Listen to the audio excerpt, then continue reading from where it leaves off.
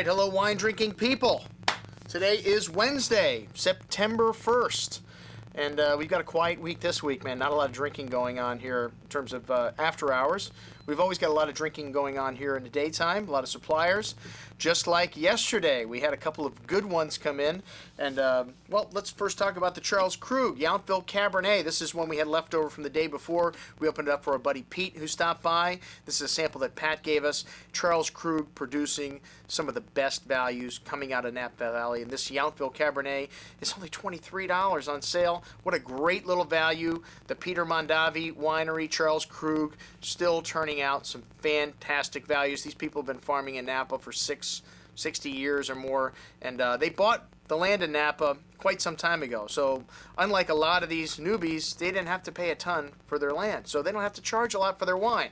So a great choice for an everyday Cabernet Sauvignon, a little toasty oak, some dark chocolate with currants, cassis, black cherry, fresh plowed earth notes. These wines are a little more on the European side in terms of their style. They're not overly oaked and they're not overly fruity. So definitely a lot of balance here, a little more earthy tones. So if you like that kind of thing, an excellent wine and at a very attractive price.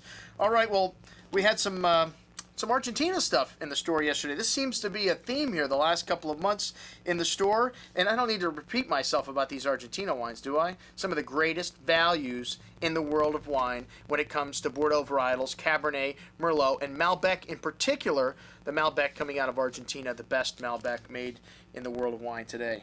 All right, well, we had the Pulenta estate, and this is new property for me, but Paul Hobbs is importing this wine. Paul Hobbs, one of the star winemakers from California who moved down to Argentina and has got his hand in a lot of stuff down there. It's amazing how many wineries have Paul Hobbs has consulted for. He's kind of like the Michel Rolland of Argentina, and now he's starting to import some wines along with his own, and this is one of the new properties to us that he is bringing in. And this is also from that area of Mendoza that we mentioned the other day, Agrello, which Mendoza is a rather large region, I think 150 miles from the top to the bottom, so very big. Agrello is about the size of Napa Valley within Mendoza. I always say Mendoza is the Napa Valley of Argentina, but a lot of area there to cover, a lot of different areas, and hopefully we'll see some AVAs come up in Mendoza so we can follow all the different wines there. The Sauvignon Blanc was very fresh and clean, a little more on the citrusy side than the melon side and tropical fruit, but we like that. Leaves the tongue salivating for food. And then the Chardonnay, also more on the crisp side, but showing a little bit of oak there, some creme caramel, a touch of vanilla spice, very well balanced.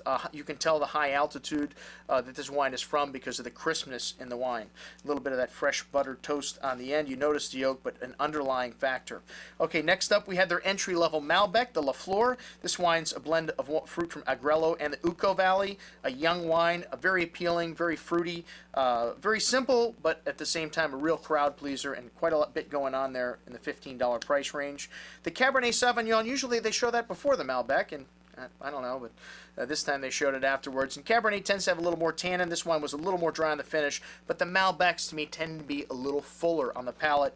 And this wine was a little shorter than the Malbec before it, but a nice little wine nonetheless. And then moving up in stature here, the Agrello Malbec, the Estate. This wine's fermented in concrete. The prior wines were fermented in stainless steel, and this is a trend. A lot of wineries in Bordeaux are going back to concrete fermenters. And, well, this wine's got definitely a little more volume than the last two. It's got also a little bit of more oak contact and lovely blueberry and blackberry fruit in this wine. One of the things that you get from Malbec, and a lovely violet floral character also, and some fresh plowed black earth here, and definitely a little bigger, a little more voluminous on the palate, a little bigger in price too at $29. Then the Cabernet Sauvignon. This wine also just a little lighter than the Malbec. I don't know, man. I may start to agree with these people that are showing the Malbecs after the Cabernet Sauvignon from Mendoza, but a nice little Cabernet nonetheless, and maybe not quite as appealing as the Malbec though. Well, maybe I'm getting converted into a Malbec lover. What's going on here? Okay, next up we had the Grand Corte, which is from Luján de Cuyo, which is a DOC, but it's not really a DOC according to the gentleman that was here today, so it's a little confusing to me still what's going on in Mendoza with this whole concept of DOC. They created one, decided it was a bad idea, and didn't create any other ones. Okay, well, I don't get that. But this wine was a little step up from the other wines, and that's been my problem with Mendoza. And wines from Mendoza is you know, the $20 wines are just about as good as the $40 and $50 wines. And in this case, again, even though it's a step up from their Agrello Malbec, not that big of a step for $10, $15. All right, and then we had the Finca 8, another supplier in with the same group, Paul Hobbs wine. This wine's a Malbec from the Uco Valley, and again, a lot of that blackberry and blueberry fruit, notes of violet, fresh earth, espresso, a little cocoa in this. Maybe a little more going on in this wine than the entry-level Malbec from our last producer, but still reasonably priced, $20 a bottle. Then we had a little Regalo, Grand Malbec. Yes, that's right, folks. More Malbec, Malbec, Malbec, Malbec. I know, you getting bored of Malbec? Man, I was getting bored of Malbec at this point. Anyways, if you want to read the review for the rest of these, you can. The last wine was from Chile that they showed us. A little bit of that typical Chilean terroir that you get, that herbaceousness that is really unique to Chile, and kind of like a kitchen sink blend there, Carignan, Syrah, and Malbec. Kind of odd for Chile, usually the Carmenere, but anyways.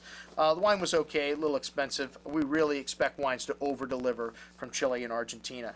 Next up, we did have a winery that over-delivered. That's right, the Nugan Estate from South Australia. This is a wine that I'm new to, and I do a lot of Australian drinking, and this is one of the largest small family-owned brands.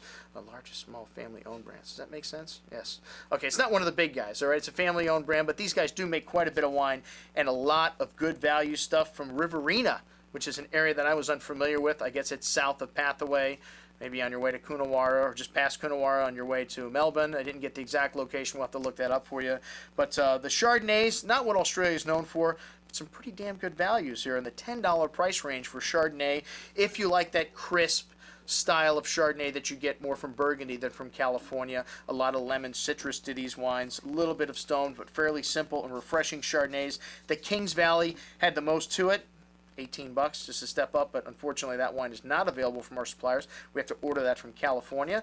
I guess it's been a little hard getting new items into certain suppliers, so they're out there fishing to see who's interested, and some good stuff. I would have to say the entry-level stuff from Nugan, definitely some really nice values if you're looking for $15 to $20 wines and you like big, full-bodied, rich wines. Well, they're Shiraz from Australia, but a more refined style of Shiraz to me, not your Marquis Phillips, Molly Duker, Hookah Wooka, 15-16% alcohol Shiraz. These wines still 14.5%, but very balanced, very fresh on the finish. One of the things I like about wines from anywhere, I'm not a big fan of these big, over-the-top, overly alcoholic wines.